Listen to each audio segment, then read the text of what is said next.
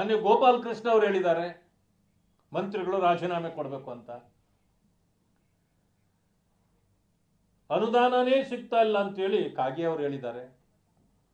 ಹೀಗೆ ಒಬ್ಬೊಬ್ಬರು ಒಂದೊಂದು ರೀತಿಯಲ್ಲಿ ಸರ್ಕಾರದ ವಿರುದ್ಧವಾಗಿ ತಿರುಗಿ ಬೀಳಲಿಕ್ಕೆ ಪ್ರಾರಂಭ ಆಗಿದ್ದರಿಂದ ಈಗ ಸರ್ಕಾರಕ್ಕೆ ಬೇರೆ ಮಾರ್ಗ ಇಲ್ಲ.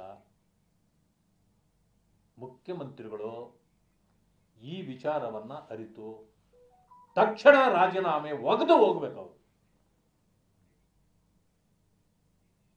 ಇಷ್ಟು ಜನರು ಹೇಳಿದ್ರು ಕೂಡ ರಾಜೀನಾಮೆ ಕೊಡಿ, ಅಸಮರ್ಥರಿದ್ದೀರಿ, ನೀವು ಬರೀ ಅಧಿಕಾರಕ್ಕೆ ಅಂಟಿಕೊಳ್ತಿದ್ದೀರಿ ಅಷ್ಟೇ, ಈ ಹದಗೆಟ್ಟ ವ್ಯವಸ್ಥೆಯನ್ನ ಸರಿಪಡಿಸಲಿಕ್ಕೆ ನಿಮ್ಮಿಂದ ಸಾಧ್ಯವಿಲ್ಲ, ನೀವು ಯೋಗ್ಯರಲ್ಲ ಅಂತ ಹೇಳಿದ್ರೆ, ಇಲ್ಲ ದೇವರಾಜ ಅರಸು ಅವರ 7.5 ವರ್ಷ ಮುಖ್ಯಮಂತ್ರಿ ಆಗಿದ್ರು, ಅದನ್ನು ಮೀರಿ ಒಂದು ದಿನ ಆದರೂ ಇರಬೇಕು ಅನ್ನೋ ಹಠದಲ್ಲಿ ನೀವು ಕುಳಿತಿದ್ದೀರಿ. ನೀವು ದೇವರಾಜ ಅರಸು ಅವರ ಕಾಲ ಧೂಳಿಗೂ ಸಮ ಅಲ್ಲ. ಯಾಕೆಂದ್ರೆ ಅವರು 7.5 ವರ್ಷ ಕಂಟಿನ್ಯೂಸ್ ಆಗಿ ಮುಖ್ಯಮಂತ್ರಿ ಆಗಿದ್ರು. ನೀವು ಅವಕಾಶ ಸಿಕ್ಕಿದಾಗ ಸರಿಯಾಗಿ ಕೆಲಸ ಮಾಡದೆ ಜನರಿಂದ ತಿರಸ್ಕಾರಗೊಂಡು ನಿಮ್ಮ ಕ್ಷೇತ್ರದಲ್ಲೇ ಚಾಮುಂಡೇಶ್ವರಿಯಲ್ಲಿ ಸೋತವರು ನೀವು.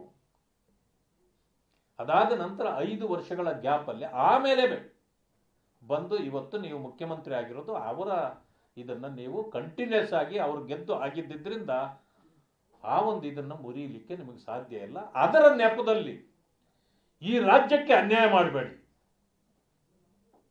ಅದರ ನೆಪದಲ್ಲಿ ಲೂಟಿ ಮಾಡಬೇಡಿ. ಕೇವಲ ಲೂಟಿಗಿಳಿದಿರ್ತಕ್ಕಂಥ ಮುಖ್ಯಮಂತ್ರಿಗಳು ಮತ್ತೆ ಮಂತ್ರಿಗಳು ಇವತ್ತು ಜನರ ಶಾಪಗ್ರಸ್ತರಾಗ್ತಾ ಇದ್ದೀರಿ. ಪ್ರತಿಯೊಂದಕ್ಕೂ ನೀವು ಅಂಗಡಿ ತೆಗೆದುಕೊಳ್ತಿದ್ದೀರಿ. ಯಾವ ಡಿಪಾರ್ಟ್ಮೆಂಟ್ ಅಲ್ಲಿ ಲಂಚ ಇಲ್ಲ? ಎಲ್ಲಾ ಡಿಪಾರ್ಟ್ಮೆಂಟ್ ಅಲ್ಲೂ ಲಂಚ ಇದೆ. ಹೋಗ್ಲಿ, ಒಂದು ಕೆಲಸ ಮಾಡಿ ಮಾನ್ಯ ಮುಖ್ಯಮಂತ್ರಿಗಳೇ,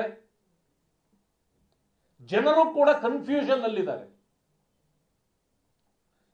ಯಾವುದಕ್ಕೆ ಯಾವ ಡಿಪಾರ್ಟ್ಮೆಂಟ್ ಅಲ್ಲಿ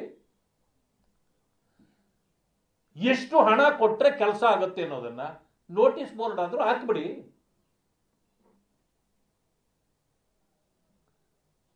ನಿಮ್ಮ ಮಂತ್ರಿಗಳದ ಒಂದಷ್ಟು ದುಡ್ಡು, ಅವರ PA-ಗಳಿಗೊಂದಷ್ಟಿದು. ಎಷ್ಟು ಹಗರಣಗಳು ಈ ತಿಂಗಳಲ್ಲಿ ಬಂದಿದೆ ನಿಮ್ದು?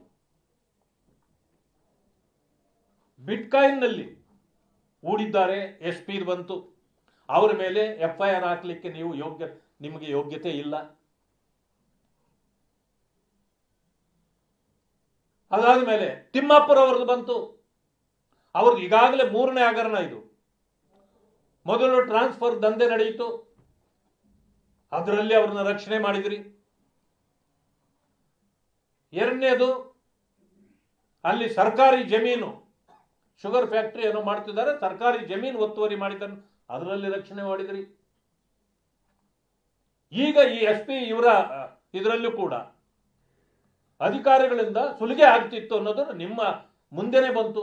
ಈಗಲೂ ಕೂಡ ಅವ್ರನ್ನ ನೀವು ರಕ್ಷಣೆ ಮಾಡ್ತಿದ್ದೀರಿ. ಎಷ್ಟು ಹಗರಣಗಳು ಹೀಗೆ? ನಿಮ್ಮ ಹಿಡಿತ ಕೂಡ ತಪ್ಪಿದೆ ಮಾನ್ಯ ಮುಖ್ಯಮಂತ್ರಿಗಳೇ. ಯಾರನ್ನು ದಂಡಿಸುವಂತ ಶಕ್ತಿ ನಿಮ್ಮ ಕಳ್ಕೊಂಡಿದ್ದೀರಿ. ನಿಮ್ಮ ಮಾತಿಗೆ 3 ಕಾಸಿನ ಕಿಮ್ಮತ್ತಿಲ್ಲ. ಎಲ್ಲರೂ ಕೂಡ ಆ ವೀಕ್ ಹೈಕಮಾಂಡ್ ಇರೋದ್ರಿಂದ ಎಲ್ಲರೂ ಹೈಕಮಾಂಡ್ಗೆ ಕಪ್ಪ ಕೊಟ್ಟು ನಿಮ್ಮನ್ನ ತೆಪ್ಪಗೆ ಮಾಡ್ತಾ ಇದ್ದಾರೆ.